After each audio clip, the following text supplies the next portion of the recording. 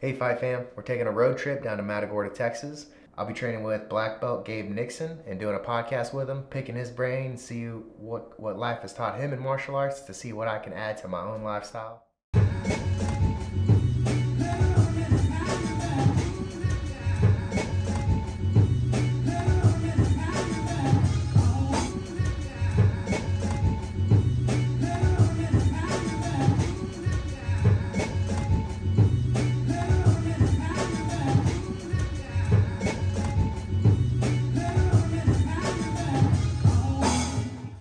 I believe that training martial arts in different places is important because it's really easy to get caught up in the comfort zone of staying inside one gym.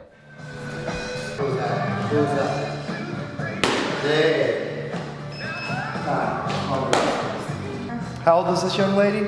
How old are you now? You started second grade, right? 7. She's 7? We're at Matagorda MMA right now. That's Coach Gabe working with a 7-year-old doing kickboxing.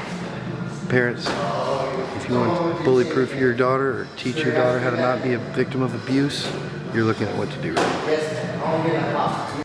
Yo, what's up, Fight Fam? We're here at Matagorda, Texas, and I'm here with Gabe Nixon at Matagorda MMA, and we're gonna go through a striking workout, and yeah, just get to know Gabe Nixon a little more, man. Tell me about your gym, dude. Well, Matagorda MMA kind of started as me just wanting training partners in my garage. I was a purple belt at the time. I just wanted people to train with. I was traveling like 3 hours to train for an hour and a half and then 3 hours back twice a week, you know, a whole day's worth of work time to train for an hour and a half with some low-level white and blue belts.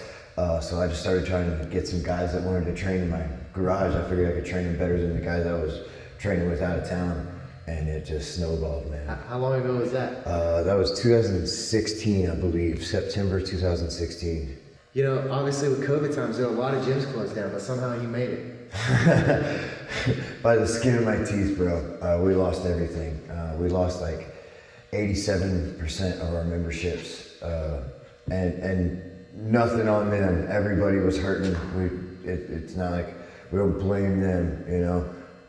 But we lost everything. We lost our house. Our truck was almost repoed 4 or 5 times. Every material possession I've owned is gone.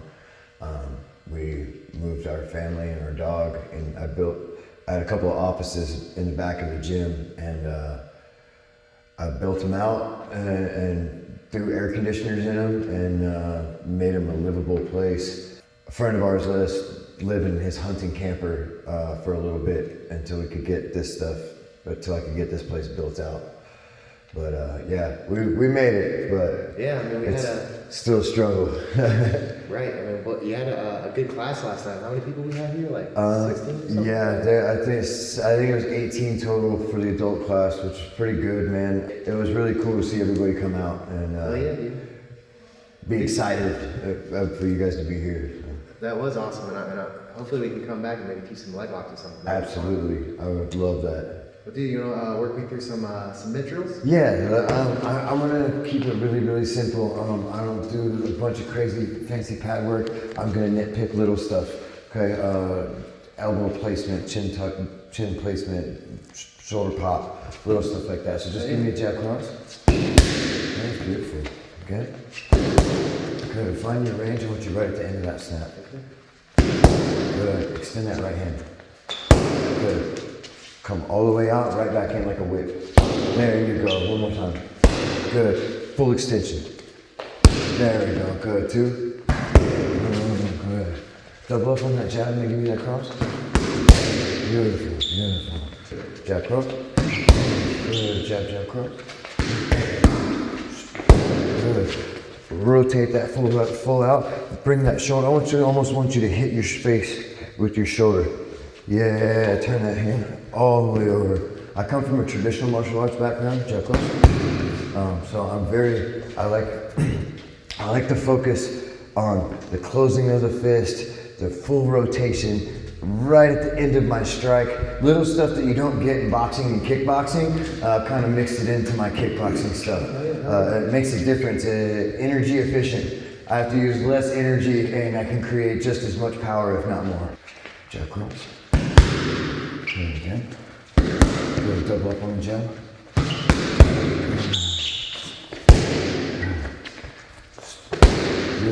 side.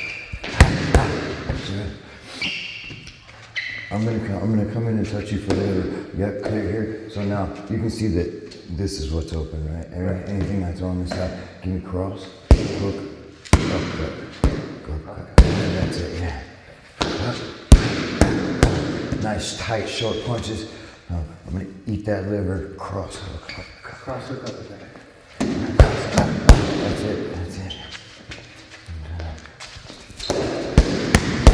Beautiful.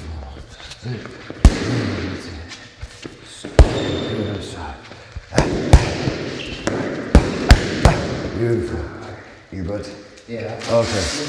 I just don't want to make sure that I'm pretty. Break, now you're good. Yeah. Dude, I like it. Thank you.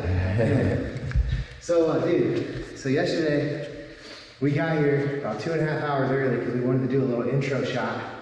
And you're already teaching a kids striking class in the ring. Then you have kids jiu-jitsu. And we hop on the mats. First we stretch out, and then you hop on the mats and show us some darts details. And then you teach adults BJJ, and we go hard. You teach the whole class. You roll with me, you roll with Eric, you roll with some students. And I'm burnt by this point, so we just did an hour of drilling before class. Then we did all the class, and I was your uke. Then we rolled 5 or 6 rounds, and I'm smoked. And then you get back on the mats with a fresh t-shirt and teach kickboxing. So it's like, dude. It's every day of the week, bro. Every day of the week. I typically teach. I do have help. I do have a student. He helps out quite a bit. Shout out to Phil. He helps me out quite a bit teaching kids classes and adults classes as well. He's not just a kids instructor.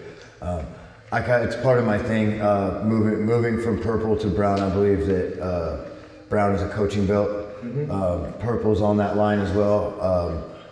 But to make brown under me, you at least have to be able to coach. You have to be able to instruct. You don't have to do it. You don't have to be a teacher.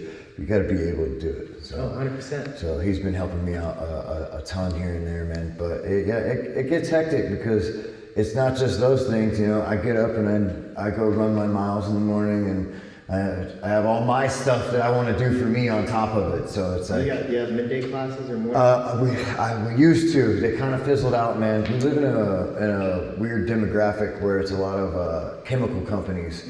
So they're either nights or days. It's 12. They work 12-hour shifts. So you have nights or days.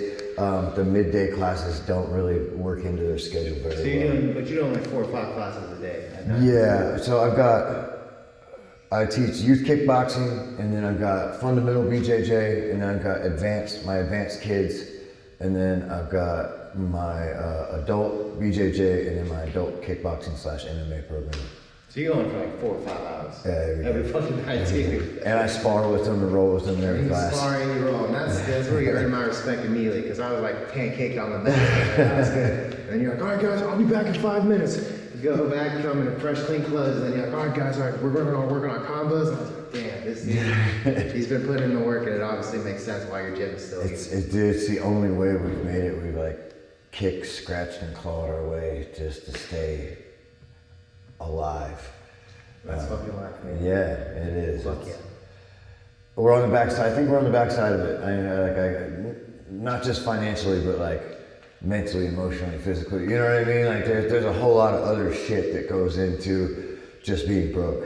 How long you been a black belt, dude? So this January, I believe it's January 7th. The date could be wrong. It'll be 2 years. 2 years? Fuck yeah, dude. I'm trying to get to where you're at, brother. Oh yeah. I fucking respect it.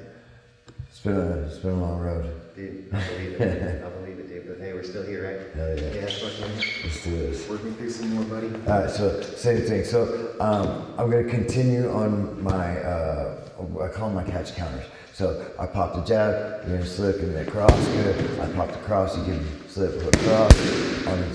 Yep, cross, hook, uppercut, good. On the other side, it's just gonna be hook, cross. That's it. So, and just give me some jab crosses in between there. Just give me some 1-2s in between there. This is how I start. Like brand new guys and guys that fight. We got my boy JD Ferguson.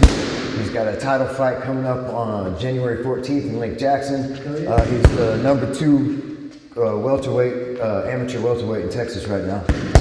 Last night, right? Yeah, he's tough, man. He's been a bulldog his whole life. Like that's cross hook upcut. Do it again. That's okay. Cross is fine too. If that's more comfortable for you, I'm good with it. All right, good. Cross, good. So he never really had a coach.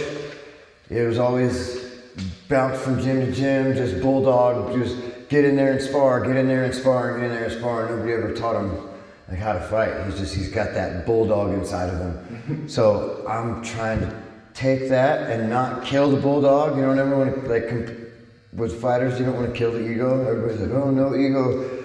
That's great for like hobbyist jiu-jitsu. It's great to break that ego. And even for like a big fighter, big strong man fighter, you need to break the ego, bro. But you can't lose it. You can't completely get rid of it, dude. You know, like, you're a fighter. So I don't ever try to squash that ego out completely, especially guys that want to fight. You've got to find a way to harness that thing and then sharpen the tools around it. Like, you know, fire can be your worst enemy or your best friend, bro. 100%. It can warm your house, it can cook your food, it can burn that motherfucker to the ground too. Yeah, dude, for real. John Danaher was talking about that. He was saying, everyone says leave your ego at the door, but you wouldn't be here if you didn't have an ego. Yeah. You need your ego if you want to be your ego keeps you alive, brother. Oh yeah. Just got to keep it in check. You got to find a way to harness it. Yes, sir. Good. Back to just 1, 2s. Good. Other side. Uppercut. That's okay. Do it again.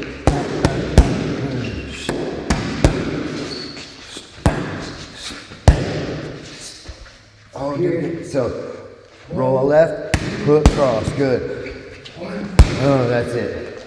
Now we can follow that back with like cross hook, uppercut, same thing we were doing before. Just gives me a simple, immediate check to their jab. It just is just an immediate check. Yeah. So I'm gonna have you like over exaggerate your knee movement just a little bit on the toes. So yeah, now, good. Now when you fire back, I want you to fully extend. Bring that hand back up. Just hold that cross out. Good. Roll that shoulder in. Let me turn you just a little bit.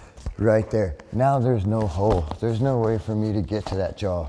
Right? You got a big hard head. You can take one in the temple and then behind the ear a little bit. Everybody's got a little button, right? So every time that thing comes up, roll that shoulder over. Good, 2. There you go. Oh yeah, that was it. Do you hear the difference in the pad when you popped it? Yeah, you hear it, right? You can hear that snap. Same side counter. There you go. Good. Cross is fine with me. I got no issue with that. Yes, good. Rotate that hip all the way through. Yes, there you go. Good. Give me that cross. Yes. Feel the difference? You got a little flare in your elbow right before you go. It's a little tail. You got a little tail. It's not big, but there's a little flare. You can hide that by rolling your hip just a little bit. Yeah, now I can't see that. Now I can't see that elbow tail, right? Do it again. Bang, beautiful. Good. Other side. Beautiful.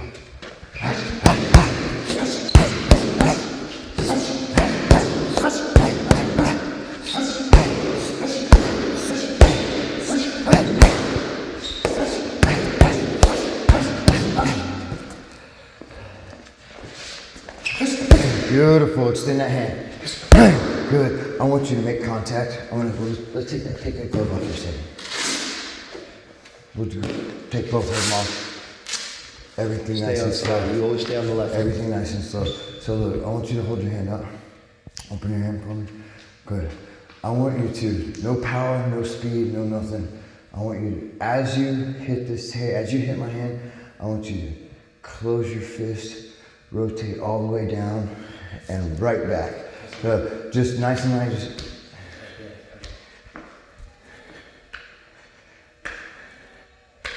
Hear that little, right? Yeah.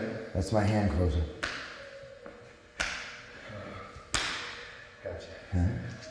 Nice and light, just touch it. So come here. contract, just like a robot arm. It's gonna be a little different than anything. It's the old school traditional martial arts. That's it. There you go. It's been so long. Good. I've gotten away from it. I definitely do Good. this. Good. Come back. Do it again. Do it again. Give me stop. Come back up. Give me and stop. Good. There you go. It's gonna be a little awkward, right? Right? But it's only a split second. It's gonna be in, split, and tuck. Right? It's not every single punch, right? When we're kickboxing, we gotta add in quite a bit of different techniques. But I use it to split the guard, right? And turn it over. That gives me that. Split, turn it over. Yeah, that gives me the button. It gives me the stem jolt of the chin going down, but also getting that crack. Bang! I'm almost turning it down as I make contact. 100%. I know it seems like woo shit. Trust me, I promise you. I'm hitting you in the face with a cross, right? Or almost like a shovel punch. But as I make contact, I'm closing that hand, turning and going down. Right, okay. Right? Yes. You hear the difference in the sound? Yep. Good, again. Slow it down. It's okay, yep. That's it. That's it. That's it. Good. Let me bring it. Yeah. Retract right back in. Beautiful, one more time. Excellent. Yeah, that's good work. So, dude, I wanted to bother you about, the philosophy, man. So that quote that you have on your gym, I really appreciate it. It says, if you, or do you know it? Yeah, so the society that separates its scholars from its warriors will have its thinking done by cowards and its fighting done by fools. Dude. So, yeah, and imagine that was written like 2,000 years ago. 2,000 years ago, they knew that the way that our education is controlled, it's easy to get people in place to make big decisions who are weak. 100%. I don't consider myself a scholar. I don't. It's weird on the warrior side thing. I tried to enlist when I was young. I had some medical issues, and I had a little bit of a criminal record as a kid. I wasn't able to enlist in the army, so I was still weird calling myself a warrior. Like I didn't make the sacrifices that many of my friends made, many of my family members made to be able to call myself a warrior. But dude, we're all warriors. We're fighting battles every day of the week, man. I think the biggest piece of that I can get from that quote is the difference between an amateur and a pro. You know the difference between an amateur and a professional? An amateur does it until he gets it right. Professional does it until he can't get it wrong. Yeah, heard that. And that's all it takes, man. Being willing to succeed. Being willing to fail until you succeed. It's the only way you're going to succeed. It's the only way. There's no other way. You got to be willing to fail 1,000,001 times to get it right once. It's called. I think David Goggins says that it's not a failure. It's an attempt. Absolutely. You just attempted it. You didn't fail at anything, right? It's only a repetition until he gets it right. You fail and you quit. But with the philosophy and just the idea, it comes back to that, inherent concept that our brain is tied to our body. So you can't consider yourself a master of the brain if you're not using your human body, right? Like the brain functions because of this thing. So if you're not pushing this thing to the max, you can't possibly tell me that you're pushing your brain to the max, right? It's inherently connected, and that's what that quote reminds me is that. We're not just ogres, we're not just caveman, but there's a scholarly aspect to the grappling. And then the same thing, a lot of people will say that a lot of the baddest dudes in the gym are nerds. Yeah, 100%, man. Well, you can't be, how do I put this?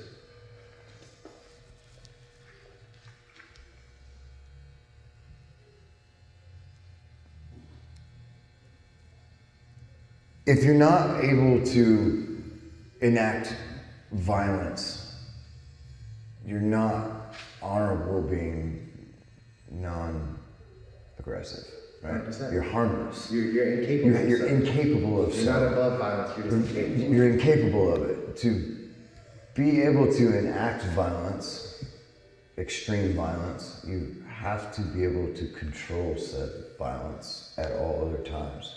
You know, it's a weird. There's a weird balance in there. To be a fighter, you also have to be the farmer and like cultivate your own mental escapes and be able to control yourself at any given moment. You know. 100%. So you've been a black belt for 2 years. You've been running this gym for 8, but you said that you had a whole life in Florida before this, and you were a master chef. I'm not a master chef. Master chef is a very prestigious title that only very few people get or deserve, even if they get it. I started as a dishwasher. Same idea with everything I've done in my life. I started at the bottom. Yeah, now here. I just continued to, every time I would get my station done, I was amazed by the chefs, like how they would create these dishes and there was no mess, like completely beautiful white jackets and God damn it. The presentation was phenomenal. Like it made you hungry. Even if you didn't like the type of food that was on the plate, it made you want to eat it. So I stayed late off the clock. I would go help on the line. I'd clean up. I'd get my station. I'd get all the dishes done as fast and as clean as I possibly could so I could go hang out on the line. And just little by little, I started to move up the line. And by the time I was 19, I was a kitchen manager at a local sports bar. We call it Gastro Pub in Florida. It's like a little higher end sports bar food, you know? Yeah. And I saw an ad in the paper for a sous chef. And I was like, oh, I'm gonna go try this. And I was like 19 years old. And the guy actually called me in. He responded to my resume, called me in, sat me down and ran me through everything that I didn't know anything about in a kitchen. Like I thought I was ready to be like the second to top dog in some golf and country club, and I was not. I didn't know shit, dude. Just what things coagulate at, different temperatures, why your taste buds fire off in a certain way when you mix two different kind of conflicting ingredients. There's just so much that I didn't know. But what he did is he offered me a job 2 days a week. And all I did was come in and do prep work for him. But he stood next to me and showed me everything I knew. Like, he just wanted somebody, just like jiu-jitsu, bro, like basically our adopt a white belt programs. You want that one? You see that one that's hungry, that shows up, that stays after class, that does the reps, that doesn't complain, doesn't try to talk to his buddies during class, isn't on his phone, isn't doing the pictures in the middle of the class bullshit. And you want to adopt him. You want to like, all right, yeah, let me show you. Let me show you the way. Well, he did that for me and taught me how to carve. I carved ice, like ice sculptures, pulled sugar sculptures. I worked in some pretty high-end restaurants. Blue Martini down in South Florida. That was my first executive chef position. And they got me on the cover of a local magazine, and it was a big deal for me. It was like a big thing, but unfortunately, that line of work is surrounded by late nights and dark people. So 100%. I had to find an escape, and it's funny because jiu-jitsu was kind of my way out of that dark place. And I didn't realize it at the time. I just wanted to fucking fight people. I didn't care about learning jiu-jitsu. I just wanted to. I was here to maul. Right. Well, it's funny you talk about your success as being a chef, and it's just like so similar to jiu-jitsu, right?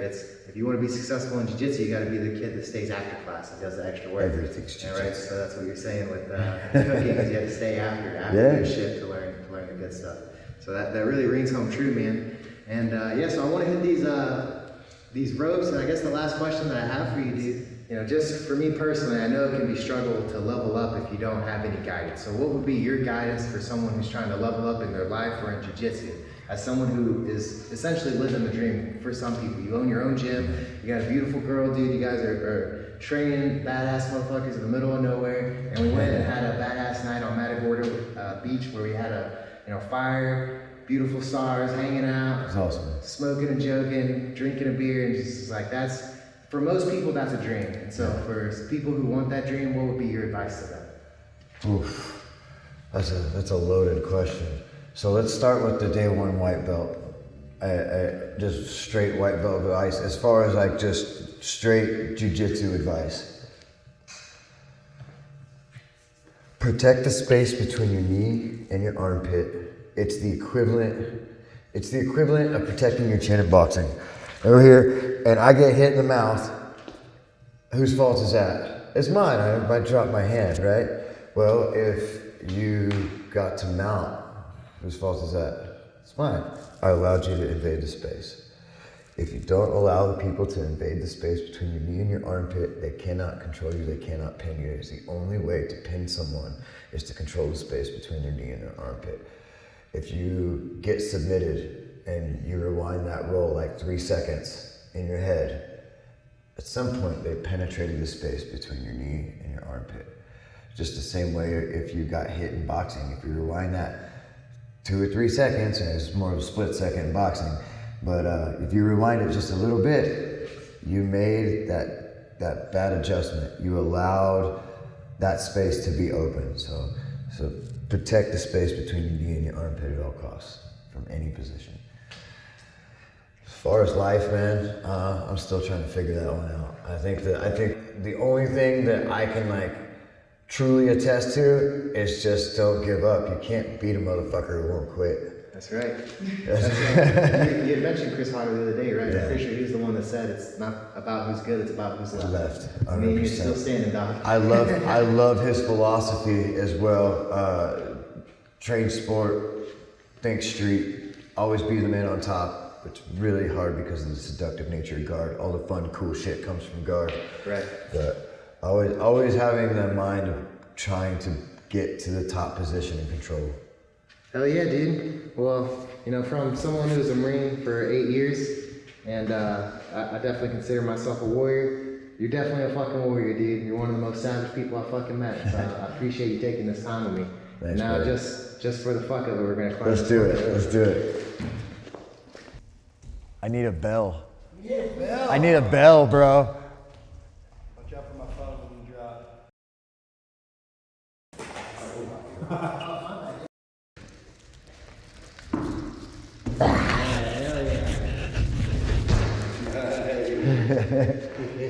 Well, I appreciate you, brother. Hell yeah, brother. Thanks, man. Real quick, shout outs. Oh yeah. Right here to the All right. camera. Gabe Nixon, Black Belt. You teaching at Matagorda, man. What do you got going on down here? Man, we're kind of down here in the middle, dead center between Houston and Corpus. We're very welcoming to visitors. Guys come in anytime, especially guys from out of town. There's no charge for open mat fees or anything like that. Just come on in. Check us out at MatagordaBJJ.com.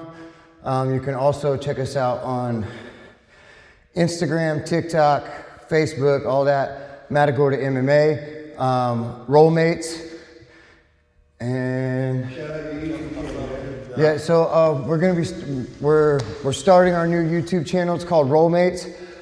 We've got the page and everything set up. Just working on content for you guys. I'm really excited to drop our first piece of content. I would say within the next week. We'll drop our first piece of content. It's Rollmates. Rollmates Official at Instagram. Let me know, dude, and I'll repost it and we'll share it, make sure everyone knows about it. And hey, he lives a couple minutes from the fucking beach. Come down here, have a fire, That's be on it, the man. beach, and train some MMA, brother. Hell yeah, dude. Thanks, buddy. Sweet. We're out. But the society that separates its scholars from its warriors will have its thinking done by cowards and its fighting done by fools. I love that quote. It's the epitome of what I want to embody. But yeah, I guess just major takeaways from today, man, is, you know, visiting other gyms, getting out of our comfort zone. And, you know, I truly believe that if you want to be better at jiu-jitsu, you got to see as many different roles and as many different styles as you can. So I really appreciate going out to different schools, sharing my knowledge and picking apart from what they've learned. And you know, we were able to have a little fire out on a beach and stare at the stars and kind of just, you know, connect as humans and tell stories and brag on each other a little bit. And I feel like that is, you know, the essence of jiu-jitsu, where not only are we sweating with blood, sweat, and tears on the mats, but then we go out and have a little bit of brotherly love afterwards. So that's, you know, essentially what I want to do with my whole life, is travel all over the country, travel all over the world, and meet with different cultures and spar with different savages. And yeah, Gabe Nixon and Matagorda MMA definitely embody that. And I appreciate you guys tuning in.